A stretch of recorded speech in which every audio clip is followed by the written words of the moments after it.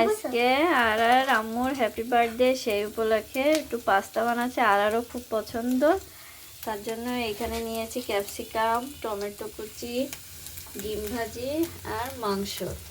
আর এই মশলা দিয়ে আজকে তৈরি হবে এই পাস্তা, চিকেন পাস্তা। সাথে থাকুন, দেখতে থাকুন। ভেজে নিচ্ছি এখন। এখন যে রসুন বাটা, জিরে বাটা, আদা বাটা সব দেওয়া হচ্ছে মশলাটা। তার মধ্যে মাংসটাও দিয়ে দিচ্ছি।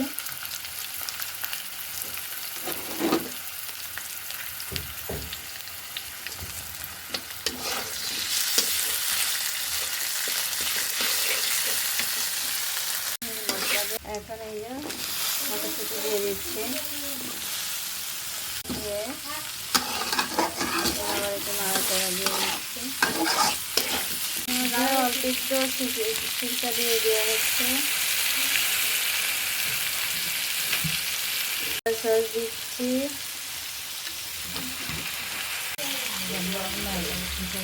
এখন একটু ঝালের গুঁড়ো দিয়ে দিচ্ছি, দিয়ে এই সব কিছু দিয়ে একবার ভালো দিয়ে গাজর দিয়ে দিচ্ছি, টমেটো কাঁচা টমেটো দিয়ে দিচ্ছি, ক্যাপসিকাম দিয়ে দিচ্ছি, দিয়ে ভালো করে কষিয়ে নিই। কিছু দিয়ে এখন এটা ভালো করে কষিয়ে নেওয়া হচ্ছে। তারপরে এর ভিতরে পাস্তা দিব। এই যে মশলার পাউডারটা দিচ্ছি, এখন একটু দিচ্ছি, নামানোর পাস্তাগুলো দিয়ে দেওয়া হচ্ছে।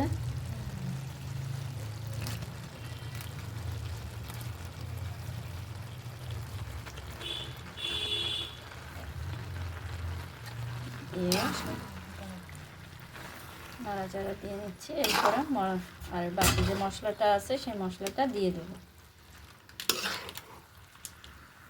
এখন এই যে মশলাটা দিয়ে দেওয়া হচ্ছে। সসটা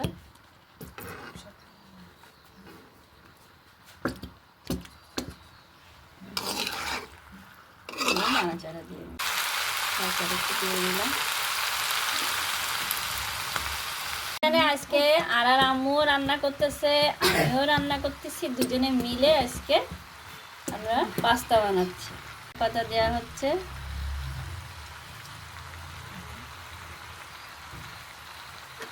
দিয়ে নাড়াচাড়া দিয়ে দিচ্ছি।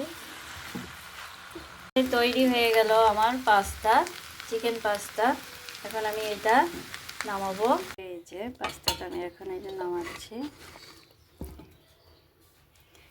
ইফতারের জন্য তৈরি করে ফেললাম চিকেন পাস্তা। গাইস দেখুন, গাইস আজকে আলুর চপ বানাবো টোস্টের গুঁড়া দিয়ে। আর বেসনে যে গুলিয়ে রেখেছি দিয়ে এইভাবে দিয়ে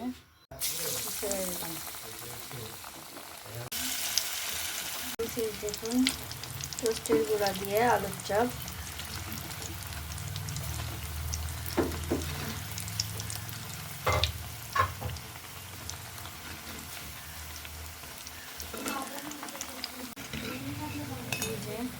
আলুর চপ দেখুন কি সুন্দর রং আসছে। দেখুন সবগুলো দিয়ে দিচ্ছি।